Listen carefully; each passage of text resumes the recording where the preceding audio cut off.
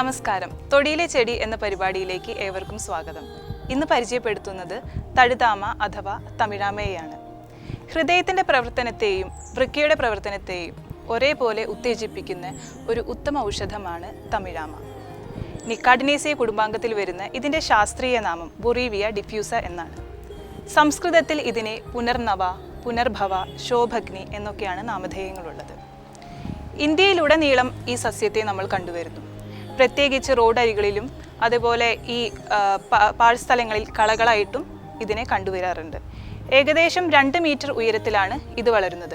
ഇതിനെ ശ്രദ്ധിച്ചാൽ കാണാം, ഇതിൻ്റെ തണ്ട് ഏകദേശം ഒരു ബ്രൗൺ നിറത്തിലാണ് ഇതിൻ്റെ തണ്ടുള്ളത്.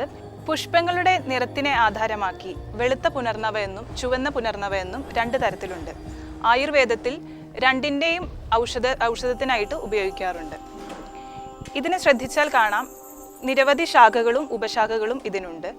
ഒരു ഉപശാഖകളിൽ ഏകദേശം ഒരു 4 പുഷ്പങ്ങളൊക്കെ കുലകളായിട്ട് കാണപ്പെടുന്നു. ഇതിൻ്റെ ഫലം ഉരുണ്ടിരിക്കും. ഒരു വിത്താണ് ഇതിനുള്ളത്. പൊട്ടാസ്യം നൈട്രേറ്റ് എന്ന രാസഘടകം ഇതിലടങ്ങിയിട്ടുണ്ട്. ഇത് മൂത്രത്തിൻ്റെ പ്രവർത്തനത്തെ കൂടുതലായി ഉണ്ടാക്കുന്നു.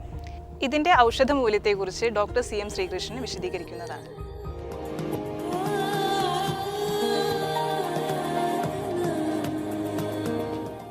തവിഴാമ നമ്മുടെ ഗ്രാമങ്ങളിലെല്ലാം ഉപ്പേരി വെച്ച് കൂട്ടുന്നൊരു ചെടിയാണ്. വളരെ നല്ലൊരു ഔഷധമാണ്. അതിൻ്റെ പേര് പുനർനവ എന്നാണ്.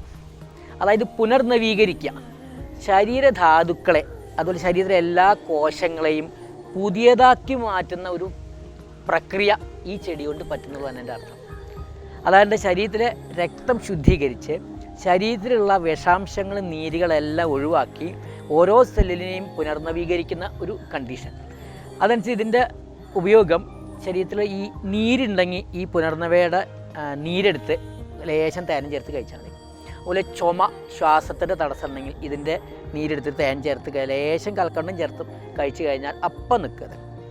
പിന്നെ ഇത് ഈ രക്തത്തിൽ വിഷാംശം പറ്റുക, വിഷാംശം എന്ന് ഉദ്ദേശിക്കുന്നത് ഈ ഇപ്പോൾ യൂറിക് ആസിഡ് അങ്ങനെ പലതിനും ഈ മെറ്റബോളിസത്തിൽ വരുന്ന തകരാറുകളെ കൊണ്ടുണ്ടാകുന്ന ദുഷ്ടികളെ അതിലൊക്കെ വരുമ്പോൾ യൂറിക് ആസിഡ് ഉണ്ടാവുക, ESR കൂടുക, അതുപോലെ ഈ യൂറിയ കൂടുക, അങ്ങനെ ബ്ലഡിൽ ഇങ്ങനെ ആവശ്യമില്ലാത്ത വിഷവസ്തുക്കളൊക്കെ കൂടുന്ന കണ്ടീഷനിൽ ഈ തവിഴാമയുടെ സ്വരസം അല്ലെങ്കിൽ ഈ തവിഴാമ കഷായം വെച്ചിട്ട് ഒരാഴ്ച കഴിച്ചാൽ മതി, പെട്ടെന്ന് തന്നെ കുറയും.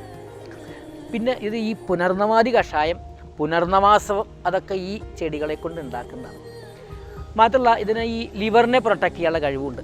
ഈ ലിവറാണ് ശരീരത്തിലെ എല്ലാ മെറ്റബോളിസം കറക്റ്റാക്കണം. അപ്പോൾ ലിവറിൻ്റെ ഫങ്ഷൻ ഇമ്പ്രൂവ് ചെയ്ത് ഇതുപോലെ മഞ്ഞപ്പിത്തം, അതുപോലെ ഈ ആൽക്കഹോളിസം മുതലായ കണ്ടീഷനിലടക്കം ഈ തവിഴാമ എന്നും കഴിച്ചു കഴിഞ്ഞാൽ ലിവറിനെ പ്രൊട്ടക്റ്റ് ചെയ്ത് നിർത്തും. പിന്നെ ഇതിൻ്റെ ഈ രക്തപിത്തത്തിൽ രക്തം സ്രവിക്കുന്ന കണ്ടീഷനിലും ഈ ഇതിൻ്റെ നീരെടുത്ത് കൊടുക്കാം.